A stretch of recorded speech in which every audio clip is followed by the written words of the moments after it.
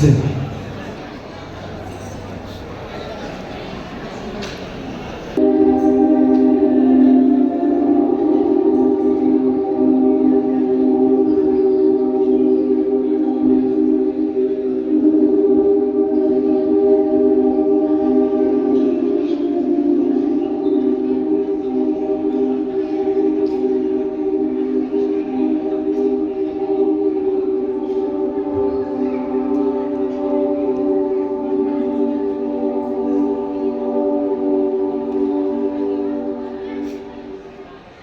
Luke chapter 11.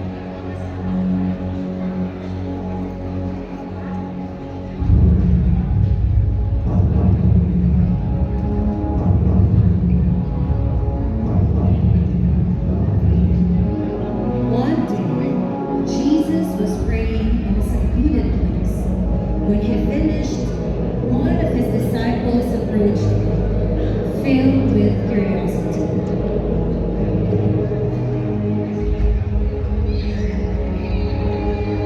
Lord, teach us to pray, just as John taught his disciples.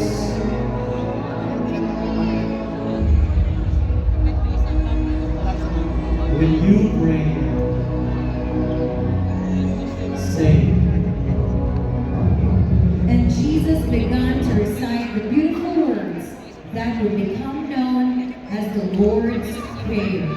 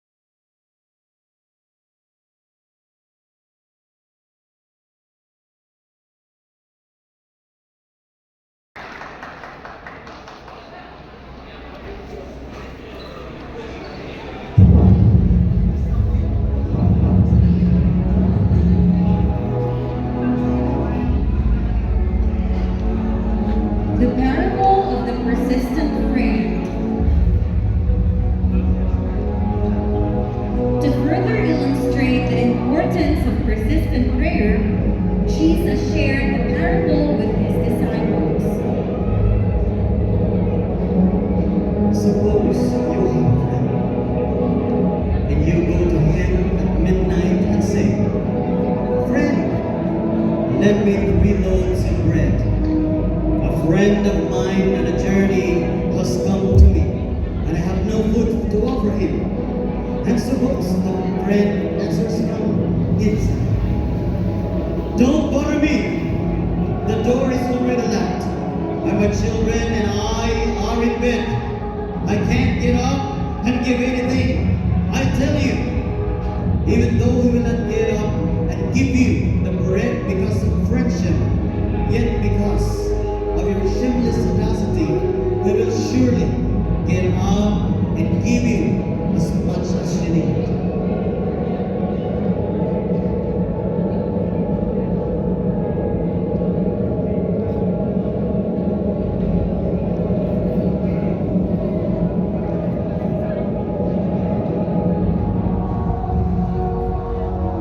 Seek and you will find. So I say to you, ask and it will be given to you. Seek and you will find. Knock and the door will be opened to you. For everyone who asks receives. The one who seeks finds.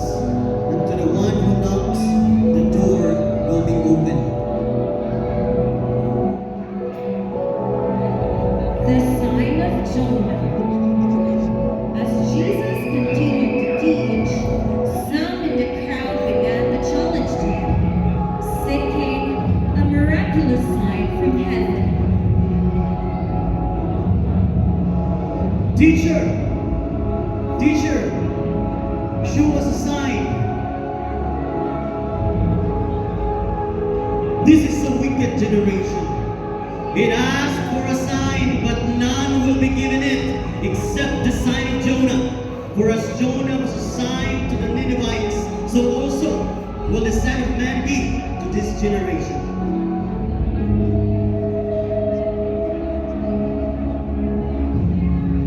Who's to the Pharisees and lawyers?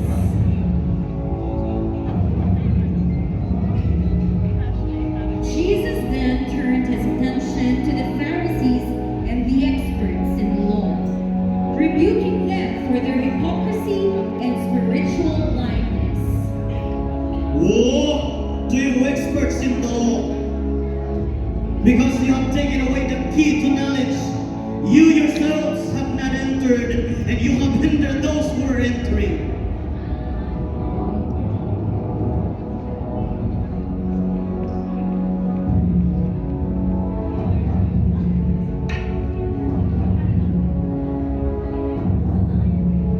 The final warnings.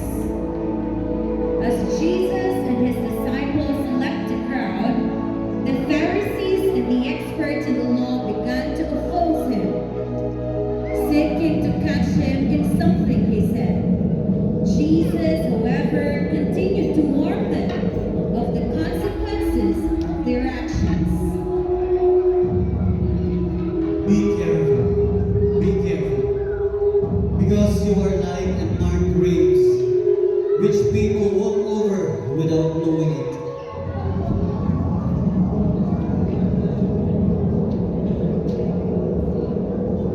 And so, the teachings of Jesus continued to challenge and inspire, revealing the true nature of faith, prayer, and the kingdom of God.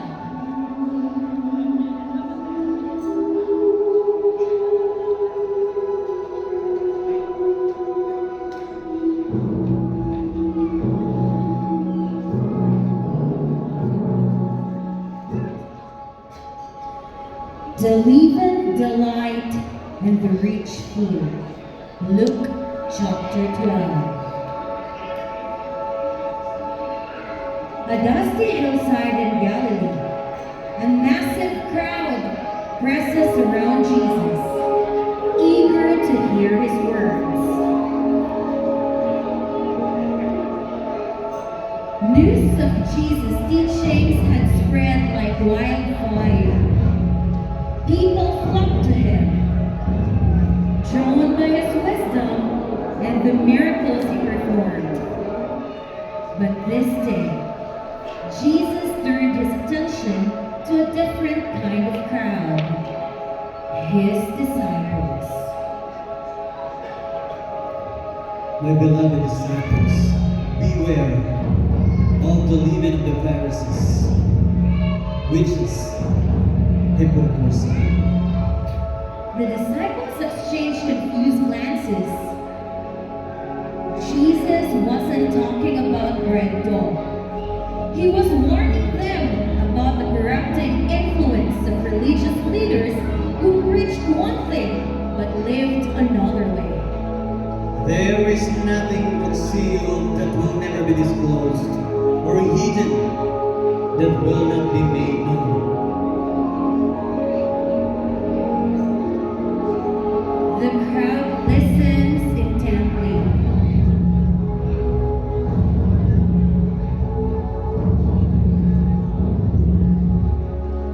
Jesus encouraged his followers to speak the truth boldly, even when it was dangerous. He reminded them that God saw everything, even the secrets hidden in their hearts.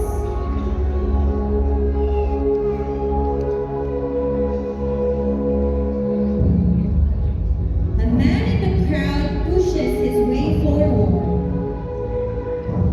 Teacher, tell my brother to divide the inheritance with me. Man, who appointed me a judge or an arbiter between you? And Jesus used this opportunity to teach a valuable lesson about greed. Watch out!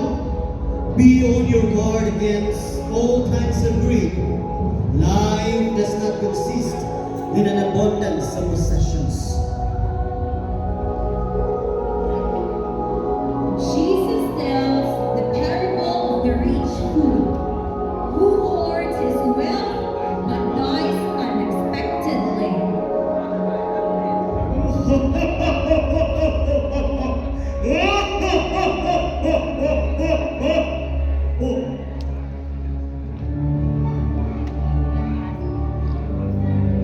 This is how it will be with whoever stores up things for themselves but is not rich toward God. The crowd is silent, wondering the meaning of the parable. Jesus turned to his disciples again. Therefore, I tell you, do not worry about your life, what you will eat, or about your body, what you will wear. Jesus reminded them to trust in God's provision and not to be consumed by worry.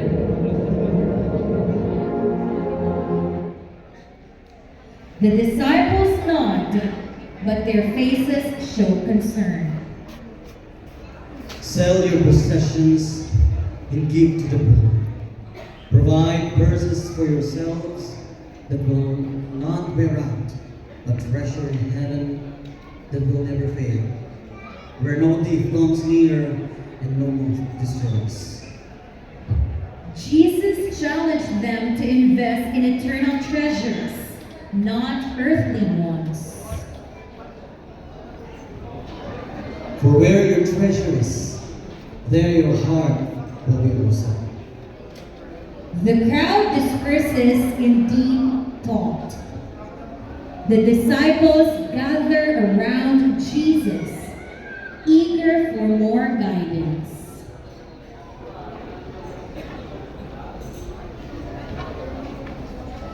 Jesus' words that day were a powerful call to authenticity, generosity, and a life focused on God's kingdom. They challenged his followers to live differently, to embrace a faith that transformed their life, their hearts, and their actions.